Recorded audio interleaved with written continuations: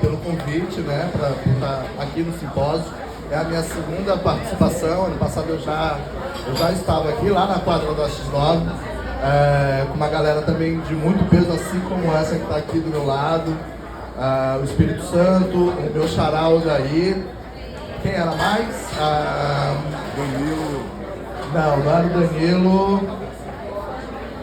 Quem? No Sesc, nós chamamos de Danilo. Era eu, o Odaí e meu xará, os dois Espíritos Santos, que eram dois tio e sobrinho. Enfim, uma galera de peso assim como essa daqui. Oi? Foi o Moacir Luiz. E o Moacir Luiz. Como é que eu fui esquecer da figura principal?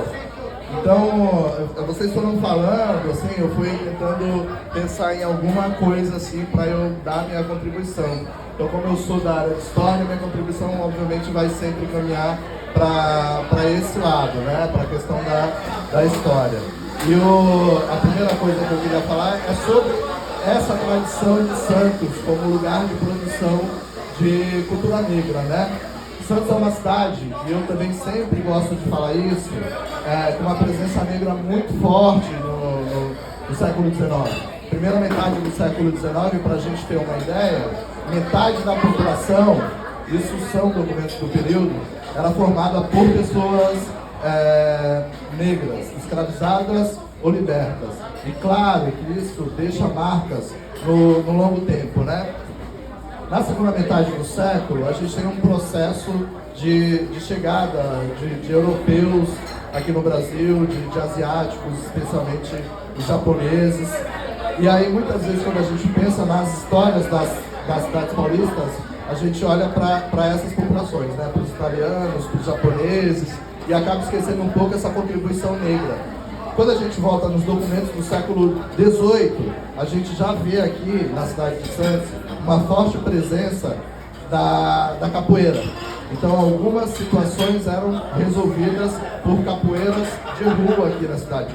Inclusive, existia uma rivalidade muito grande entre os balongueiros e o pessoal que morava aqui um pouco mais para a área dos solteiros, né? E muitas vezes essas rivalidades eram resolvidas ali pela capoeira. Nessa segunda metade do século XIX, chega um contingente de pessoas negras muito grande, e essas pessoas trazem consigo sua cultura.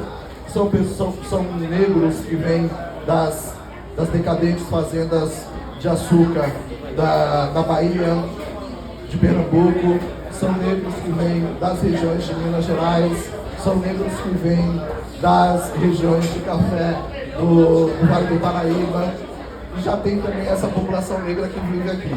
Falo isso porque isso ajuda a gente a entender como é que o samba se forma aqui, como é que o samba na cidade de Santos ganha também uma identidade própria. Porque quando a gente olha para esses documentos, essas festas de irmandades religiosas, também a gente já nota a presença de um batuque muito forte, de uma presença negra muito forte.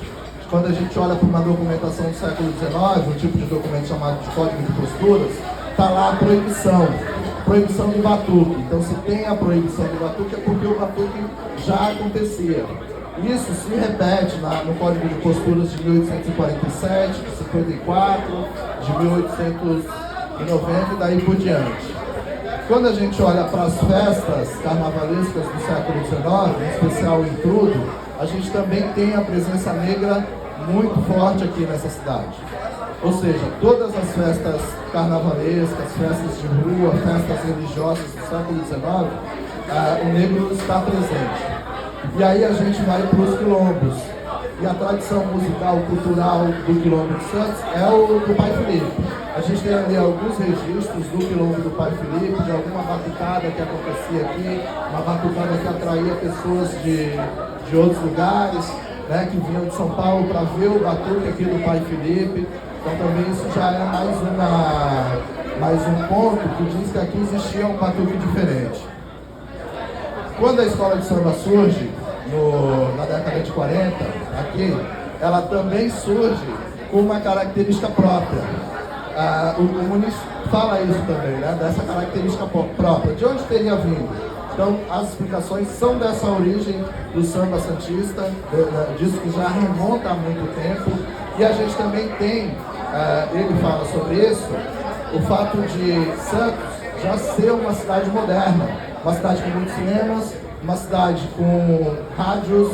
Aqui tinha a frequência da Rádio Nacional, que era uma frequência que não pegava em São Paulo. Rádio Nacional é uma rádio carioca. Então os sambas que eram tocados na década de 30, na década de 40, chegavam aqui de uma maneira mais clara do que o samba do samba do Rio de Janeiro, do que o samba paulista. E aí a gente tem também, falei de rádio, né? Falei do rádio, cinema, e a gente tem as revistas também que de alguma forma davam as questões imagéticas. Isso tudo faz com que o samba de Santos, quando ele sobe para São Paulo, no final da década de 40, no começo da década de 50, ele ganha vários concursos lá, porque já era esse samba moderno, já era esse samba que absorvia características de instrumentos modernos, né? Mas também abraçando essa tradição. Então é basicamente isso, assim, o samba de Santos tem uma tradição que precisa ser respeitada. O Simpósio do Samba é isso, é o resgate dessa tradição, mas ao mesmo tempo dando essa cara de modernidade pro samba da nossa cidade. É isso.